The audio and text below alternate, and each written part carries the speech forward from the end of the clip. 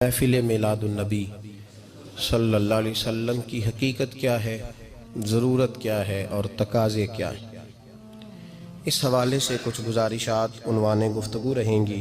دعا ہے اللہ تبارک و تعالی اپنی ناراضگی والے جملے سے محفوظ فرمائے، اپنی رضا والی بات کرنے کی توفیق عطا فرمائے۔ عزیز بھائیو، قرآن مجید فرقان حمید نے ارشاد فرمایا قل بفضل اللہ، اے محبوب آپ فرما دیں جب اللہ کا فضل ملے، وَبِرَحْمَتِهِ اور اس کی رحمت ملے، فَبِذَلِكَ فَلْيَفْرَحُوا تو انہیں چاہیے کہ خوشی کا اظہار کریں۔ سورہ یونس کی آیت نمبر 58 ہے۔ جب اللہ کا فضل اور اس کی رحمت ملے تو خوشی کا اظہار کرو، خوشی کا۔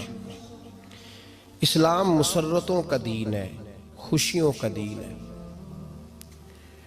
نبی پاک سید عالم صلی اللہ تعالیٰ علیہ وسلم کی مسکراہٹ کے اندر وہ حسن تھا کہ کائنات ساری حضور کی مسکراہٹ کی وجہ سے ہی مسکرا رہی ہے۔ حضرت جریر ابن عبداللہ رضی اللہ تعالیٰ عنہ حضور کے صحابی ہیں، وہ فرماتے ہیں کہ جب حضور مدینہ طیبہ تشریف لائے تو میں ملاقات کے لیے حاضر ہوا۔ پہلے دن میں حضور سے ملا تو نبی پاک مسکرا رہے تھے۔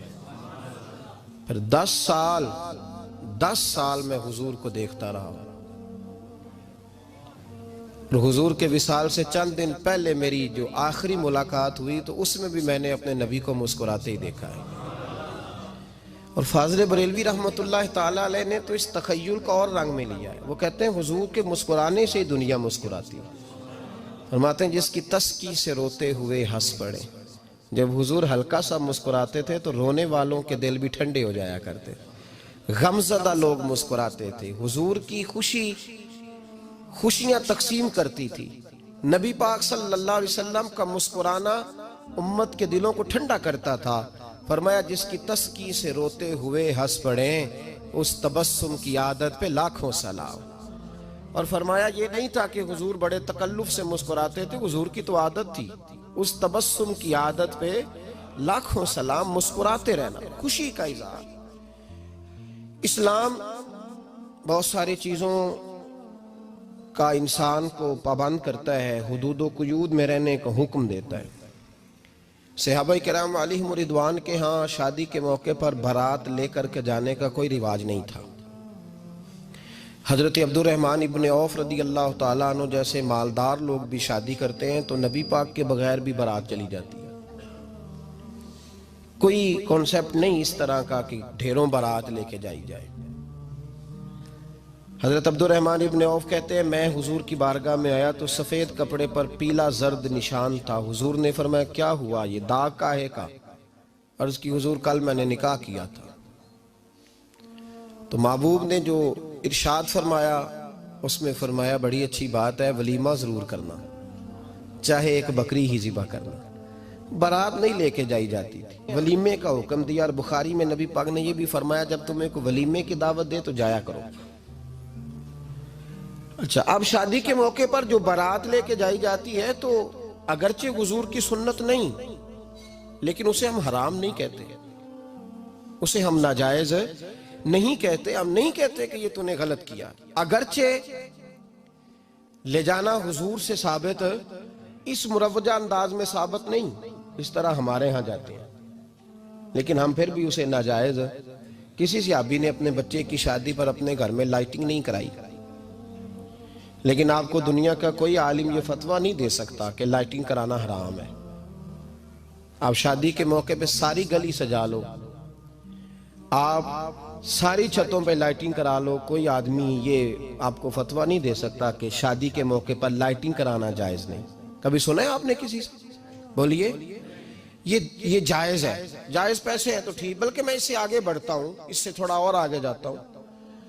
حضرت عائشہ صدیقہ رضی اللہ تعالیٰ عنہ فرماتی ہیں میرا جو کمرہ تھا نا جس میں حضور کے ساتھ رہتی تھی اور ایک لمبا زندگی کا عرصہ گزارا، اس میں 3 آدمی سو سکتے تھے، چوتھے کے لیے جگہ ہی نہیں تھی، اور کچا تھا۔ کھجور کے تنے کھڑے کر کے اس پر کھجور کے پتوں کی چھت ڈالی گئی تھی۔ میں جب ہاتھ اٹھاتی تھی تو میرا ہاتھ اپنی چھت کو چھو جاتا تھا۔ یہ ہے سنت نبی پاک کی، یہ حضور کا طریقہ ہے۔ بتائیے پکے گھر میں لینٹر والے گھر میں رہنا جائز کہ ناجائز؟ کیوں جی؟ حضور تو کچے مکان میں رہتے تھے، آپ نے کیسے پکا بنا لیا؟ اللہ کی محبوب علی دین کو اس کی اصل بات میں سمجھیں. آپ ایسا نہ کریں جس میں انتشار اور امت تقسیم ہو. اس کا اصل مزاج دیکھیں. مہندی کے موقع پہ اگر کوئی آدمی 6 دیگیں دال چاول کی پکاتا ہے تو منع نہیں، جائز پیسوں سے پکائے. انہیں لائٹنگ لگوائی، کوئی منع نہیں. سارے محلے کو کھانا کھلایا، کوئی منع نہیں. بلکہ نبی پاک نے فرمایا بہترین مسلمان ہی وہ ہے جو سلام پہلے لے اور روٹی زیادہ کھلائے، تو بہترین مسلمان ہے. ناجائز کیا ہے؟ ناجائز ہے شادی کے موقع پر بینڈ باجا بجانا، اس میں رقص کرنا، اس میں بھنگڑے ڈالنا، عورتوں مردوں کا اختلاط ہونا، عورتوں کی مووی بنانا، یہ چیزیں ناجائز ہیں. تو جو ناجائز ہے اس پہ پابندی لگائی جائے گی. جو جائز ہے اس کے بارے میں یہ کہا جائے گا کہ بھائی احتیاط کی جائے، سنت کی طرف دیکھا جائے تو بہتر یہی ہے. لیکن اگر کوئی کسی آدمی کے پاس جائز پیسے ہوں، وہ 100 کنال کے گھر میں رہے، اگرچہ سنت یہ نہیں، پر یہ تو کوئی فتویٰ نہیں نہ دے سکتا کہ حرام ہے تیرا 100 کنال کے گھر میں رہنا، کہ ہے فتویٰ کہیں آپ نے سنا. تو ہمارے ہاں تکلیف کا معاملہ یہ ہے. دیکھیں میرے بھائی، کسی بھی صحابی نے، بڑے درد کے ساتھ بات کر رہا ہوں اور یہ میرا درد ہے، میں درد سے اپنے دل کو، اپنے ایمان کو حاضر ناظر کہہ کے بات کر رہا ہوں. امت بٹ جاتی ہے ہر موقع پہ یار، ہر جگہ ہی تقسیم ہو رہی ہے امت مسلمہ. ہر روز کچھ نہ کچھ فتوے ایسے مل جاتے ہیں جس میں دراڑیں پڑتی ہیں. کسی صحابی نے کسی مسجد کے اندر اشتہار چھپوا کے اعلان کرا کے درس قرآن کرایا ہے کبھی؟ سیرت النبی کا جلسہ، ختم بخاری، مدرسے کا دستار فضیلت کا جلسہ، آپ نے اشتہار پڑھے ہیں نا یہ سارے مکاتب فکر کے؟ ہوتے ہیں کہ نہیں ہوتے؟ کسی صحابی نے اس طرح، وہ تو روز درس قرآن دیتے تھے، لیکن اس طرح اشتہار چھپوا کے، پوسٹر لگا کے، اور مصر سے کسی صحابی کو اسپیشل بلوا کے یا یمن سے بلوا کے مسجد کے اندر کبھی درس قرآن کے اجتماعات کرائے، سیرت النبی کے جلسے، ختم بخاری کے؟ او بھائی یہ ساری چیزیں حضور کے صحابہ کی سنت سے مروجہ انداز میں ثابت نہیں. مجھے بتا میرے بھائی، میں درد کے ساتھ تجھ سے سوال کرتا ہوں کہ سیرت النبی کے جلسے میں تو پشاور سے مولانا بلائے، پنڈی سے بلائے، تو گجرات اور کراچی سے لوگوں کو بلا کر کے اگر سیرت کا جلسہ کرائے، اور تو اس میں ایک آدمی کو کراچی سے بلوایا جا رہا ہے تو تو نے اس کو 20,000 کی ٹکٹ بھی دی، اور اشتہار پہ بھی جلسے پہ خرچ ہوا، پھر لنگر بھی پکا، کھانا بھی تو نے کھلایا، نہ تجھے کوئی بیوہ یاد آئی، نہ تجھے کوئی مسکین یاد آیا، نہ تجھے کوئی غریب یاد آیا.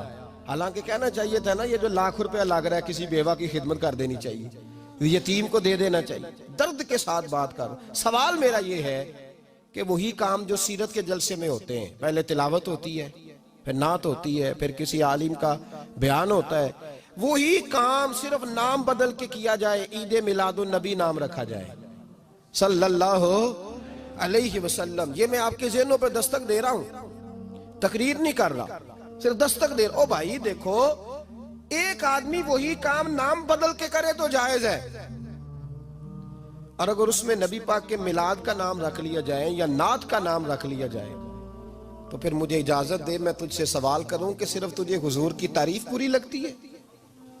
پھر مجھے اجازت دے کہ میں تجھ سے پوچھوں کہ صرف تجھے نعت اچھی نہیں لگتی؟ پھر مجھے اجازت دے کہ میں تجھ سے پوچھوں کہ تجھے صرف رسول اللہ کے قصیدے اچھے نہیں لگتے؟ دے مجھے اجازت کہ میں تجھ سے سوال کروں کہ جہاں ذکر رسول کی بات آئے وہاں تو پریشان کیوں ہوتا ہے؟ تجھے پتہ ہی نہیں یہ تو وہ ذکر ہے کہ رب فرماتا ہے تم بیان کرو نہ کرو وَرَفَعْنَا لَكَ ذِكْرَكَ، محبوب میں نے خود تیرے چرچے ساری دنیا میں بلند فرما دیے. اور نبی پاک نے پوچھا حضرت جبریل سے کہ چل جبریل تو بتا میری امت کو پتہ چلے رب نے میرا ذکر کیسے بلند کیا ہے. تو جناب جبریل کہنے لگے محبوبہ رب فرماتا ہے میرے نبی سے کہہ دے جہاں جہاں تیرے رب کا ذکر ہوگا وہاں وہاں تیرا بھی ذکر ہوتا رہے گا. یہ تو محتاج ہی نہیں کسی کا. اتنی جلدی لوگ بپھرتے ہیں. اللہ فرماتا ہے قل بفضل اللہ وبرحمتہ فبذلک فلیفرحوا. محبوب ان سے کہہ دو جب اللہ کا فضل ملے، جب اللہ کی رحمت ملے تو خوشی مناؤ. تیرا نہیں مجھے پتا، مجھے تیرا نہیں پتا. لیکن مجھ سے اگر تو پوچھے تو کائنات میں رب کا سب سے بڑا فضل بھی محمد مصطفیٰ ہی ہے، اور سب سے بڑی رحمت بھی محمد مصطفیٰ ہی ہے۔ وہ دو عالم کی رحمت تھے، وہ جہاں چاہتے وہیں رہتے، یہ تو ان کی مہربانی ہے کہ یہ عالم پسند آیا۔ رب کریم نے تجھے آنکھ دی، دنیا دیکھی تو نے، رب کریم نے تجھے قوت دی، تو نے دنیا گھومی، اور پھر رب نے تجھے بیٹے دیے تو میٹھا میوہ، اور بیٹیاں دی تو تیرے لیے باعث کرم، تیری چھاتی پہ بچے چڑھے تو نے کہا سب سے بڑی نعمت یہی ہے کہ مالک کہتا ہے تو میرا بندہ تھا، میں نے دینا ہی تھا، تو نے دیا، احسان نہیں جتلایا، لیکن جب اپنا نبی دیا تو کہا میں نے بڑا احسان کیا ہے تم پہ۔ لَقَدْ مَنَّ اللَّهُ عَلَى الْمُؤْمِنِينَ إِذْ بَعَثَ فِيهِمْ رَسُولًا، میں نے تم پر احسان کیا ہے۔ کون دیتا ہے کسی کو محبوب اپنا؟ نہ جانے رب نے یہ کیسے گوارا کیا۔ لَقَدْ مَنَّ اللَّهُ عَلَى الْمُؤْمِنِينَ إِذْ بَعَثَ فِيهِمْ رَسُولًا، اتنا بڑا فضل، اتنا بڑا فضل، فضل بھی حضور۔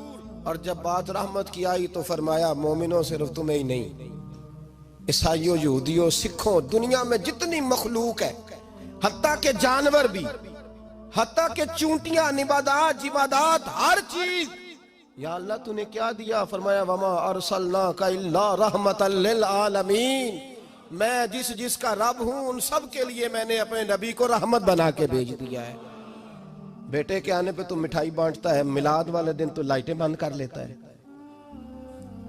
بیٹے کے آنے پر تو حلوائی بٹھاتا ہے، اور نبی پاک کے نام کی لائٹیں لگی ہوں تو پریشان ہوتا ہے۔ ہم سے کبھی پوچھ تجھے بتائیں، بس نہیں چلتا، ورنہ تاڑے توڑ کے چھتوں پہ لگا دیں۔ بس نہیں چلتا، فرشتوں کو بھی کہیں آؤ ہمارے ساتھ شامل ہو جاؤ، آمد مصطفیٰ مرحبا مرحبا کا نعرہ لگانا ہے، ہمارا بس نہیں چلتا، ورنہ دنیا کی ساری نعمتیں بچھا دیں اور لوگوں کو بتلائیں کہ اصل تو خوشی منانے کا دن ہی آج ہے جب اللہ نے ہمیں اپنا پیارا رسول عطا فرمایا ہے۔ اور ہمارے امام تو کہتا ہے میلاد نہ کر، ہمارے امام نے تو کہا حشر تک ڈالیں گے ہم، حشر تک، یہ 2-4 دن کا تو پروگرام ہی نہیں ہمارا، حشر تک ڈالیں گے ہم پیدائش مولا کی دھوم، اور مثل فارس نجد کے کلے گراتے جائیں گے، خاک ہو جائیں عدو جل کر مگر ہم تو رضا، دم میں جب تک دم ہے ذکر ان کا سناتے جائیں گے۔ ہمارا تو 1-2 دن کا پروگرام ہی نہیں۔ اور پھر سنو کتنی بڑی نعمت ہے۔ حضرت عباس سے کسی نے کہا تھا اللہ کی سب سے بڑی نعمت، تو بخاری اٹھانا، فرمانے لگے محمد نعمت اللہ، بخاری ہے بخاری، فرمایا محمد اللہ کی سب سے بڑی نعمت ہے، صلی اللہ، یہ سب